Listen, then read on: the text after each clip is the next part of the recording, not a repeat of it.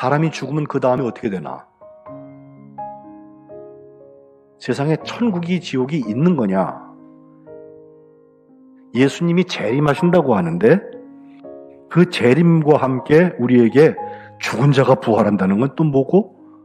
부활의 몸은 또 무엇이냐?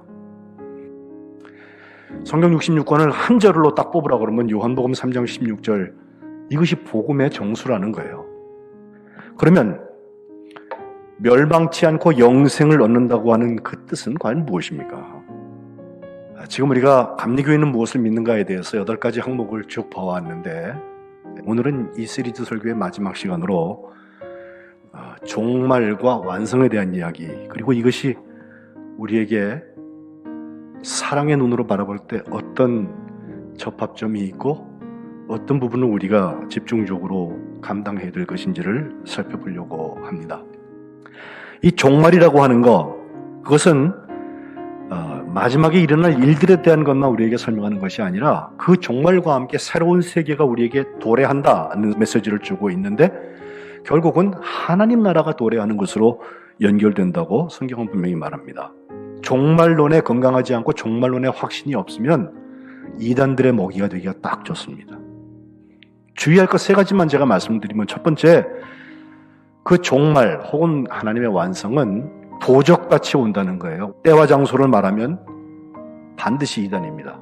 두 번째로 우리가 기억해야 될 것은 그 재림하실 예수님께서 모든 사람을 결국 심판하시는데 양 아니면 염소 둘로 나누신다는 거예요. 그래서 심판은 구원받느냐 아니면 멸망하느냐, 이 갈림길을 결정하는 때인데, 그런 면에서 종말은 우리에게 완성으로 다가온다는 것입니다. 돌이킬 수 없는 결정적인 순간입니다. 세 번째는, 그러므로 오늘 우리가 해야 될 것은 준비해야 합니다. 깨어서 기도하는 것입니다. 마라나타라는 말이 있어요. 아람어로 보면요, 그게 주님 오셨다, 오고 계시다, 오실 거다, 다 해석이 가능한 얘기예요. 다만 한 가지 스스로 물어보세요. 주님이 오실 때 내가 마라나타, 주님 오시옵소서 라고 외칠 만큼 나는 정말 주를 사랑하는가? 주님을 사랑하는 그 일들이 내 일정 속에 기록되어 있는가? 오늘 본문으로 돌아와서 오늘 저는 10절에 나오는 온전한 것이라고 하는, 이게 지금 사랑장이잖아요. 고린도전서 13장이. 그 중에서 온전한 것이 올 때에는 부부적으로 하던 것이 패한다고 했는데, 그 온전이라는 말, 이것이 종말에 대한 이야기입니다. 이것은 부분적인 것과 반대되는 것입니다.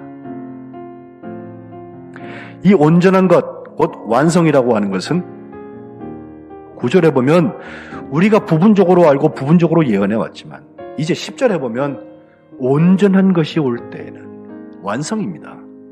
부분적으로 하던 것은 패해진다고 그랬어요. 11절에 내가 어렸을 때에는 말하는 것이나 깨닫는 것이나 생각하는 것이 유치하고 미성숙한 어린이 같았지만, 이제 장성한 사람이 되면 그 유치하고 미성숙한 것을 다 버린다. 12절에 지금은 우리가 거울로 보는 것처럼 희미하지만 그때에는 얼굴과 얼굴을 대하여 볼 것이고, 지금은 내가 부분적으로 알지만 그때에는 내가 온전히 아는데 마치 주님께서 나를 아시는 것처럼 내가 온전히 알게 될 거다. 진짜 예수 믿는 사람은 사랑의 열매를 맺을 때 그 자리에서 알게 돼요.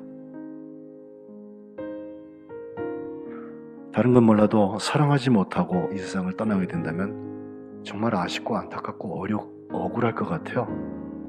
그래서 아직 기회가 있을 때 그 사랑의 현장을 열심히 가꿀 일입니다.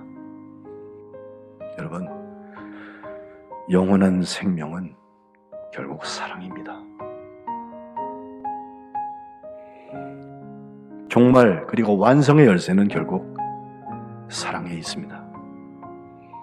주님이 우리에게 베푸셨던 그 희생과 용서와 나눔의 사랑으로 우리가 온전한 열매를 맺는 그 자리는 하나님의 완성이 열려지는 축복의 문이 될 것입니다. 우리 거룩한 백성들이 이와 같은 종말론, 하나님의 온전하심, 그 가운데에서 우리가 생각지도 못했던 하나님의 은혜의 사건들을 경험하시기를 주님의 이름으로 축복합니다.